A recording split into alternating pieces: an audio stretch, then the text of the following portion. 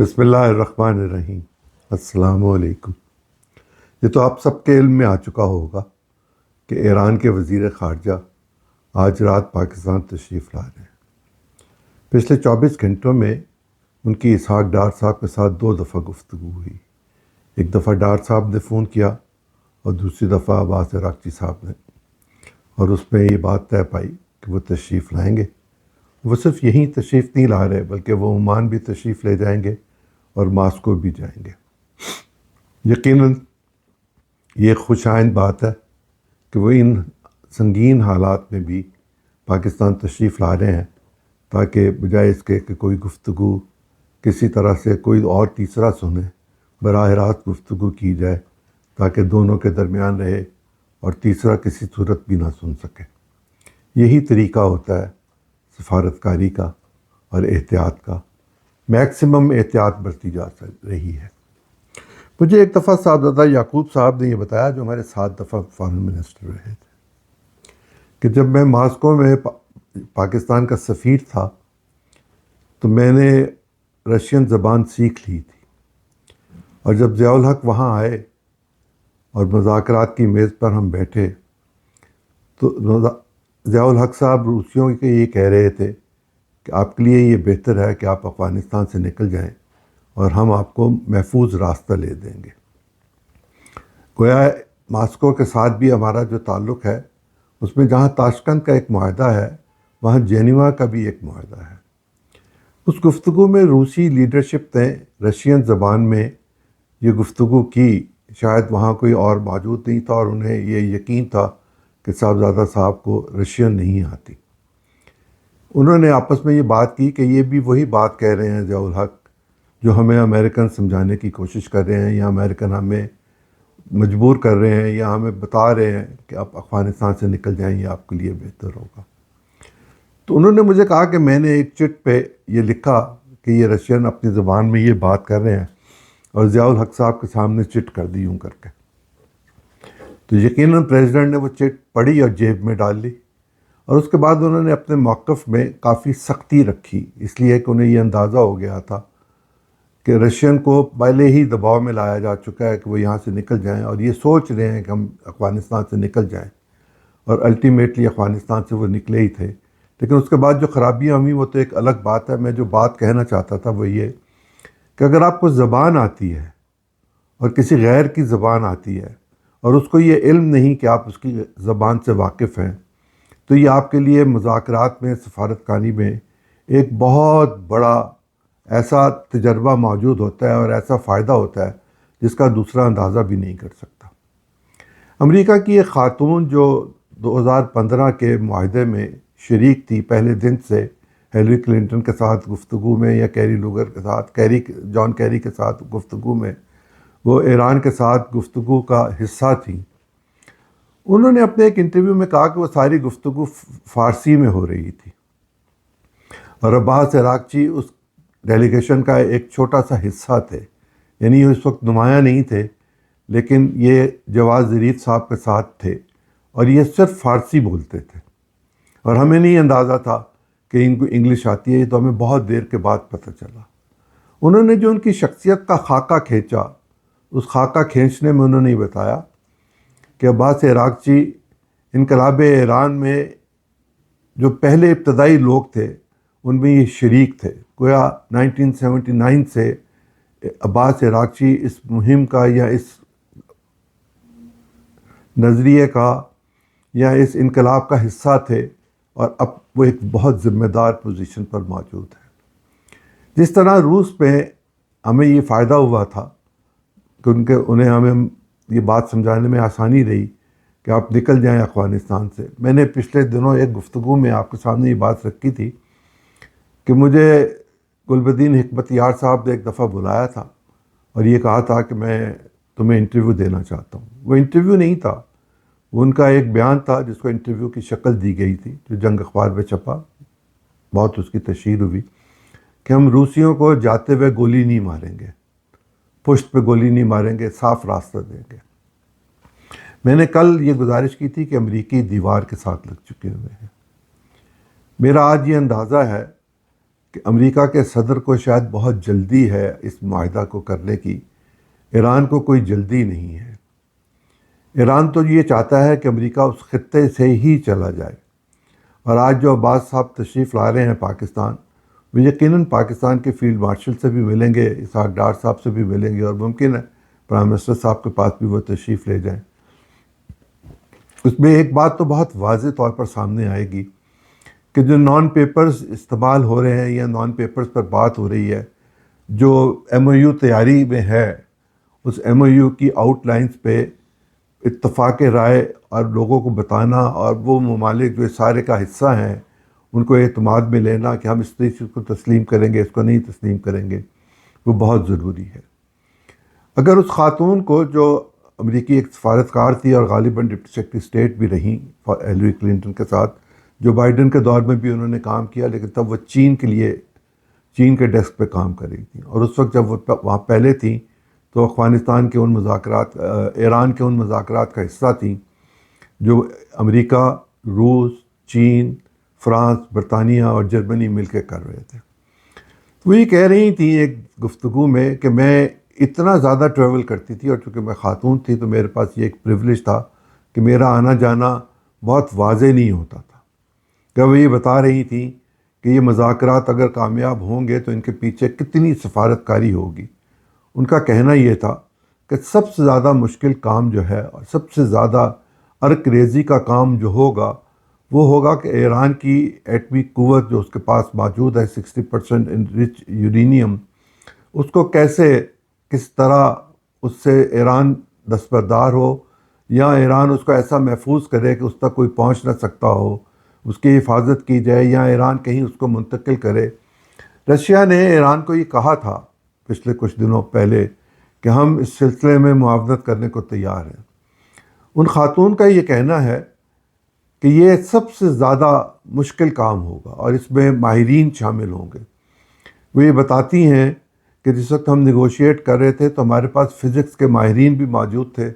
ہمارے پاس لائرز بھی موجود تھے جنہوں نے وکالت پڑھی ہو، انٹرنیشنل لاء پڑھا ہو، انٹرنیشنل چیزیں جو آربیٹریشن ہوتی ہے وہ پڑھی ہو،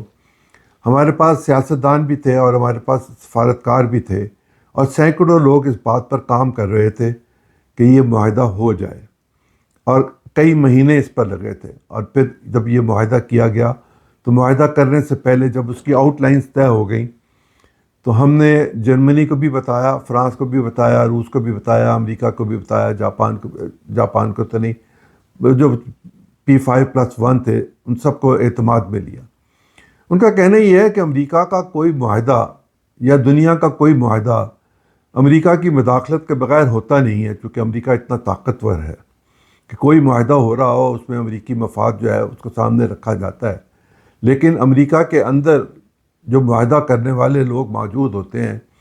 اگر وہ اس معاہدے کے بارے میں اپنی فوج سے رائے لے لیں یا فوج کو پتہ چلے تو پھر معاہدہ ذرا زیادہ مشکل ہو جاتا ہے۔ اس بات کو ذرا ذہن میں رکھیے گا کہ امریکہ کی فوج کے بارے میں یہ کہا جاتا ہے کہ اس کے جرنیلوں کو ان کی حکومت ہٹا دیتی ہے۔ پاکستان میں بھی ہٹایا گیا تھا، لیکن وہ معاہدہ ہونے نہیں دیتے، وہ بھی اتنے طاقتور ہیں کہ وہ معاہدہ ہونے نہیں دیتے۔ وہاں بدمزگی نہیں ہوتی، ہمارے ہاں بدمزگی ہو جاتی ہے، ہم چیزوں کو اور طرف لے جاتے ہیں، لیکن یہ ہمارا آج کا ایشو نہیں ہے۔ عباس صاحب تشریف لا رہے ہیں نا، وہ یقیناً ہمیں بتائیں گے کہ ہمارے ڈائریکٹلی انڈائریکٹلی جو رابطے ہوئے اس کے نتیجے میں اب جب امریکہ یہ کہہ رہا ہے کہ جو پیپر ایران کی طرف سے آئے گا ہم اس کے منتظر ہیں، اور ہم اس طرح کا ایک پیپر بنا کر لے کر جا رہے ہیں جس کی آؤٹ لائنز جو ہیں اس میں یقیناً چین کو بھی اعتماد میں لیا جائے گا، یا انہوں نے لے لیا ہوگا پہلے سے۔ اور روس کے فارن منسٹر کے ساتھ آج ہمارے فارن منسٹر کی گفتگو ہوئی، غالباً روس کے فارن منسٹر پاکستان اگلے چند دن میں یا چند ہفتوں میں تشریف لائیں گے، جس کے نتیجے میں کچھ اور چیزیں بھی سامنے آئیں گی، چونکہ یہ مذاکرات جو اگر باقاعدہ مذاکرات کی صورت میں شروع ہو گئے، ابھی تو آؤٹ لائنز طے ہوں گی اور ان کی جزیات طے کرنے کے لیے مہینوں کا سفر ہوگا۔ اور کہنا یہ ہے امریکیوں کا کہ ٹرمپ صاحب کے پاس اتنا حوصلہ نہیں ہے، ان کی شخصیت میں اتنا ٹھہراؤ نہیں ہے، وہ پارے کی طرح جس طرح ہاتھ پہ پارا ہو ادھر ادھر ہوتا رہتا ہے، ان کی طبیعت میں متلون مزاجی موجود ہے، ٹھہراؤ نہیں ہے۔ وہ یہ سمجھتے ہیں کہ وہ دنیا کے سب سے سمارٹ آدمی ہیں، ممکن ہے وہ ہوں لیکن سفارت کاری میں سمارٹ ہونا یہ کوئی سرگئی سے سیکھے، یا یہ کوئی چوین لائی سے سیکھتا، یا یہ کوئی ہنری کسنجر سے سیکھتا، یا کوئی صاحبزادہ یعقوب سے سیکھتا، یا جواد ظریف سے سیکھتے جنہوں نے ایران کے اس وقت کے معاہدے کے لیے گفتگو کی تھی۔ اور وہ ٹیم جو اس وقت موجود تھی، اس ٹیم کے بارے میں یہ کہا جا رہا ہے کہ وہ سخت گیر رویہ رکھتی تھی۔ انہیں اپنی عظمت پر، اپنی تہذیب پر گھمنڈ ہے، اور ٹھیک گھمنڈ ہے۔ ایران کو کوئی فتح نہیں کر سکا، لیکن ایران نے جتنی مزاحمت اپنی پوری ہسٹری میں کی ہے، اتنی مزاحمت کسی اور ملک کے بس کی بات بھی نہیں ہے، اور وہ اس کو اپنے لیے بہت قابل فخر سمجھتے ہیں کہ ہم مزاحمت کار ہیں اور ہم مزاحمت کر سکتے ہیں، اور ہماری مزاحمت کے سامنے لوگوں کو جھکنا پڑتا ہے۔ کرائن یہ بتا رہے ہیں کہ ایران اس دفعہ بھی جھکا نہیں ہوگا، نہ وہ جھکنے کا ارادہ رکھتا ہے۔ وہ تو وہی کچھ کر رہا ہے جو اس کے ساتھ کیا جا رہا ہے، اور وہ یہ کہہ رہے ہیں کہ جیسا آپ کریں گے ویسا ہم کریں گے۔ اور جہاں تک یہ بات ہے کہ ایران یہ چاہتا ہے کہ خطے سے امریکہ نکل جائے، تو امریکہ کا دوسرا سب سے بڑا بحری بیڑا جو ہے وہ بحرین میں ہے۔ وہاں ان کی تنصیبات ہیں بحری بیڑے کے ساتھ، ان کے معاملات ہیں، ان کی نیوی کے جو سیکنڈ بڑے کہنا چاہیے پورٹ ہے یا ان کے اڈے ہیں، ان کے ساتھ امریکہ کے لیے یہ بہت مشکل کام ہوگا کہ وہ بحرین کو چھوڑ کر جائے یا خطے سے نکل جائے۔ اور اس میں ایک بات اور یقینی طور پر زیر بحث آتی ہے، اور وہ یہ ہے کہ پھر اسرائیل کی ضمانت کون دے گا اور اسرائیل کی حفاظت کون کرے گا۔ بظاہر تو یوں معلوم ہوتا تھا کہ امریکہ نے ان خلیجی ریاستوں بما سعودی عرب کے یہ کہہ رکھا ہے کہ میں آپ کی حفاظت کروں گا، آپ مجھے اڈے دے دیں، اور پیٹرو ڈالر کے ذریعے سے جو پیسے وہ کما رہا تھا، پیٹرو ڈالر کا زوال تو شروع ہو چکا ہوا ہے۔ اور ہرمز جب جی چاہے، امریکیوں کا یہ خیال ہے کہ ایران بند کر سکتا ہے۔ اب اس میں زیادہ بد اعتمادی ہو گئی ہے۔ وہ خاتون اپنی گفتگو میں یہ کہتی ہیں کہ انتہائی بد اعتمادی کے ساتھ ہم نے مذاکرات شروع کیے تھے، ہم انہیں پسند نہیں کرتے تھے اور وہ ہمیں پسند نہیں کرتے تھے، لیکن ہم اس نتیجے پہ پہنچ گئے تھے ایک دوسرے کو سمجھنے کے لیے، ایک دوسرے کو ہم نے سمجھا، اور ان کے کہنے کے مطابق کئی ہفتوں ہم ایک ایسے ہوٹل میں قیام پذیر رہے جہاں روسی بھی تھے، چینی بھی تھے، برطانوی بھی تھے، فرانسیسی بھی تھے، جرمن بھی تھے، امریکنز بھی تھے، تاکہ ایک دوسرے کے مزاج کو سمجھ سکیں، ایک دوسرے کی بات کو سمجھ سکیں، ایک دوسرے کے طریقہ کار کو سمجھ سکیں۔ گویا ایران اور امریکہ کے جو لوگ ایک ہوٹل میں 21 گھنٹے گفتگو کرتے رہے، وہ نہ ایک دوسرے کے مزاج سے واقف ہیں، نہ ایک دوسرے کی تہذیب سے پوری طرح واقف ہیں، اور ایران جس طرح سوچتا ہے امریکہ میں اس طرح کوئی سوچنے کے لیے تیار نہیں، اور امریکہ جیسا چاہتا ہے ویسا ایران میں کرنے کے لیے کوئی تیار نہیں۔ ہم چونکہ امریکہ کے قریب بھی رہے، دور بھی رہے، اچھے بھی رہے، برے بھی رہے، ہم امریکیوں کو سمجھنے کی صلاحیت رکھتے ہیں۔ یقیناً ایران بھی صلاحیت رکھتا ہوگا، لیکن ایران کے اندر ایک مخاصمت موجود ہے۔ ہمارے پاس وہ مخاصمت اس طرح نہیں ہے کہ ہم اس کے ذریعے بہت ساری چیزوں کو راستے میں ہی روک دیں، لیکن اس سب کے باوجود یہ مذاکرات ہونے کا امکان، پرسوں بھی میں نے کہا تھا تاخیر ہوگی لیکن مذاکرات تو ہوں گے، ایک سٹیپ آگے بڑھے ہیں۔ میرا نہیں خیال کہ وہ امریکیوں کے ساتھ یہاں براہ راست کسی طرح کے مذاکرات میں جائیں گے۔ ہاں، وہ جو نان پیپر کی صورت میں جاتے ہیں، وہ ممکن ہے ہاتھوں ہاتھ اسحاق ڈار کے صاحب کے ذریعے وہ دوسری طرف چلے جائیں، وہ ادروائز بھی جا سکتے ہیں، اس کے بہت سارے طریقے موجود ہوتے ہیں، اور انٹرنیشنل ڈپلومیسی میں یہ عام چیز ہوتی ہے کہ اپنے پیغامات کسی دوسرے کے ذریعے ٹھیک پہنچا لیے جائیں، اور جواب کی صورت میں یہ پتہ چل جائے کہ جو ہم نے کہا ہے وہ پوری طرح پہنچ گیا، اسی افہام و تفہیم کے ساتھ بات آگے بڑھے گی کہ نہیں بڑھے گی۔ اب دیکھتے ہیں وہ یہاں آ کر جو گفتگو کر کے جائیں گے، اس کے نتیجے میں کوئی نہ کوئی بات تو باہر آئے گی، بھلے وہ چھوٹی ہو یا بڑی ہو۔ لیکن آبنائے ہرمز کا کھلنا یہ شاید اب اس طرح ممکن نہیں ہوگا جس طرح امریکہ چاہتا ہے۔ امریکہ کے لیے یہ بہت مشکل ہوگا کہ وہ چھوٹی چھوٹی کشتیوں پر حملے کرتا رہے، اور شاید کسی کشتی کے لیے یہ بہت آسان ہوگا کہ وہ کچھ ایسا کام کر دے کہ جہاز ہی ڈوب جائے۔ جہاز میں تو ایک چھید ہی کرنا ہوتا ہے، اور یہ کوئی مشکل کام نہیں ہوگا، ایران کے لیے تو بالکل مشکل کام نہیں ہوگا۔ جو امریکہ کا دوسرا بڑا کنسرن ہے یا ہوگا، وہ اس کے میزائل کا پروگرام ہے۔ یعنی جب ایران کے ساتھ نیوکلیئر کے معاملات کو طے کر لیا جائے گا،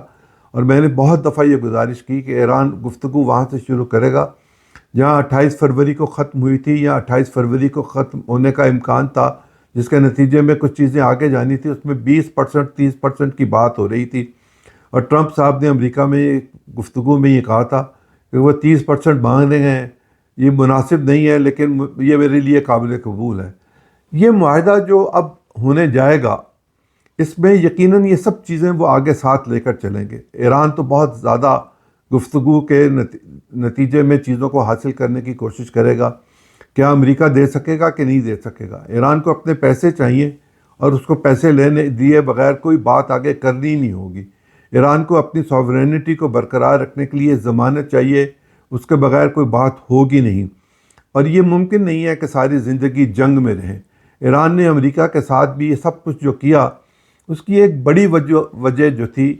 وہ یہ تھی کہ 1953 میں امریکہ اور برطانیہ نے جب وہاں ڈاکٹر مصدق کی حکومت کو الٹایا اور شاہ آف ایران کو لا کے بٹھایا، اب وہ خود یہ کہتے ہیں کہ وہ تو ایک ڈکٹیٹر تھا، بلکہ فاشسٹ تھا، اور اس نے ممکن ہے امریکہ کے لیے بہت کچھ کر دیا ہو، لیکن ایران کے لیے بہت برا کیا تھا، اور اس کی برائی کے نتیجے میں